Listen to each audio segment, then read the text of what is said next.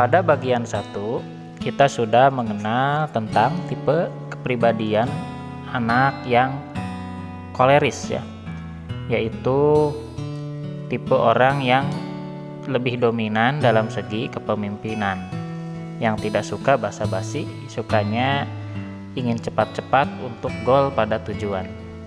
Nah, pada bagian 2 ini kita akan mencoba membahas tentang tipe kepribadian anak sanguinis. Tipe sanguinis ini dia cenderung energik ya, ramah, ceria, suka memotivasi orang, dan cenderung mencari perhatian, kasih sayang, dukungan, dan pengakuan dari orang sekitar. Ini ciri orang sanguinis ini, memang dia lebih banyak bicara ya, dan senang membangun relasi. Supel orangnya karena mengasyikkan, pandai bergaul, membangun relasi. Dia punya kelebihan, kepribadiannya menarik. Kalau jadi pembicara ya memukau, bisa menghidupkan suasana. Rasa humornya tinggi, bahkan dia dalam hal sesuatu antusiasnya tinggi dan ekspresif, penuh semangat. Kalau dimotivasi gampang semangatnya. Ini perlu juga untuk kepribadian sanguinis ini sering dipuji ya. Sering dipuji adalah kebutuhan untuk dirinya yang paling penting. Ya, karena dia penuh semangat, tentunya periang dan suka membantu, kreatif, dan orangnya supel. Tetapi ketika dia memiliki kepribadian kelebihan sanguinis ini, kekurangannya dia itu cerewet, suka mengatur-ngatur, suka memonopoli. Kadang-kadang kalau ada orang bicara gatel kalau tidak ngomong, inginnya menyela saja ya. Misalkan dalam rapat, dalam musyawarah, orang sanguinis ini pengennya ngomong terus gitu ya, pengen menguasai, kadang memotong pembicaraan orang lain. Nah, kadang-kadang juga suka membual, menyimpang dari kebenaran. Karena apa?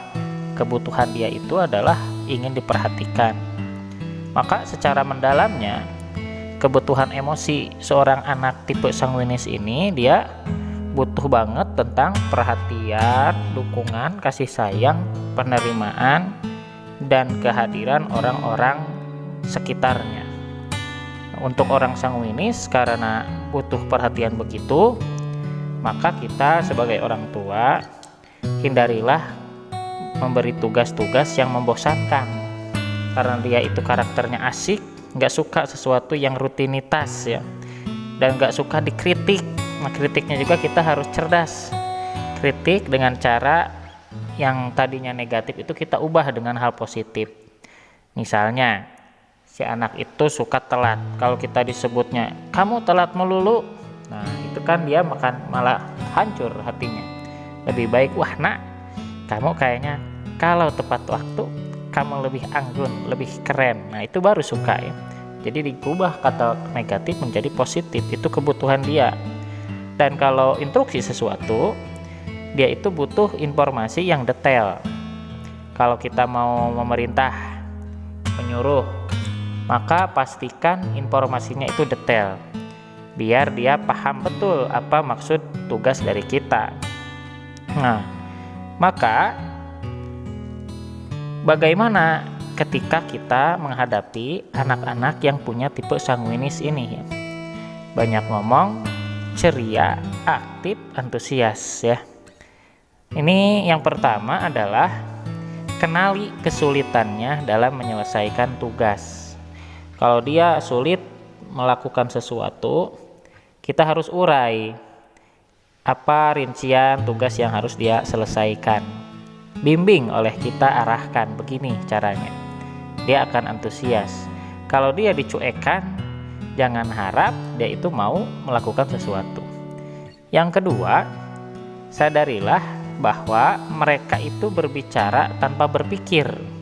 Orang sanguinis itu asal ngomong, pokoknya satu hari harus keluar berapa ribu kata.